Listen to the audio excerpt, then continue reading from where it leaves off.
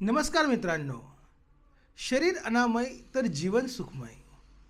तर चला आज आपण जाणून घेऊया मायग्रेनबद्दल. बऱ्याच वेळा आपण ऐकत असतो लोकांकडनं की मला डोकेदुखीचा त्रास आहे, मला अर्धशिशीचा त्रास आहे किंवा मला मायग्रेनचा त्रास आहे. तर चला मायग्रेन म्हणजे काय याबद्दल जरा आपण थोडक्यात समजून घेऊया. मित्रांनो, मायग्रेन ही एक चेतासंस्थेशी संबंधित अशी एक समस्या आहे, जी केवळ फक्त डोकेदुखीपुरतीच मर्यादित नाही. मायग्रेनमध्ये होते काय, की आपल्या मेंदूतील ज्या रक्तवाहिन्या असतात आणि आपल्या मज्जातंतू यामध्ये एक असामान्य बदल घडत असतात, ज्यामुळे ट्रायजेमिनल नर्व सिस्टीम हे सक्रिय होतात. ज्या वेळेला मेंदूमध्ये मायग्रेनचा अटॅक येतो, त्यावेळेला मेंदूमध्ये खास प्रकारचे जे रसायन असतात त्यांचे प्रमाण वाढतात.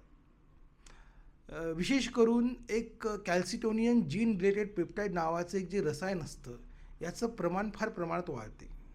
त्यामुळे होते काय, की ह्या ज्या आपल्या मेंदूतील रक्तवाहिन्या आहेत त्या प्रसरण पावतात आणि मेंदूवर एक विशिष्ट प्रकारची सूज निर्माण होते.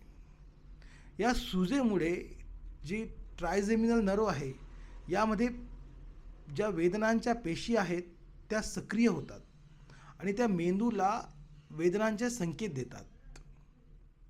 आणि ह्या ज्या होणाऱ्या असामान्य बदलामुळे मळमळ, उलटी, त्याचबरोबर आवाज आणि प्रकाशाची संवेदनशीलता देखील वाढते. बऱ्याच वेळा मायग्रेनमध्ये अशा अशा प्रकारची लक्षणं तुम्ही बघत असाल किंवा ऐकतही असाल. खास करून त्याला जे कारणीभूत आहे, जसे की अनुवांशिकता, हार्मोनल बदल, अतिशय ताण तणाव, चिंता, त्याचबरोबर पर्यावरणीय बदल देखील मायग्रेनला कारणीभूत ठरतात.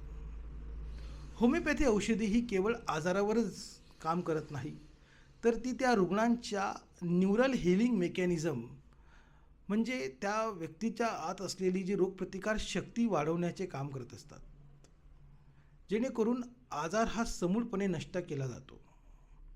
त्यामुळे योग्य होमिओपॅथीची निवड ही तुमच्या आरोग्यासाठी नक्कीच फायदेशीर असू शकते.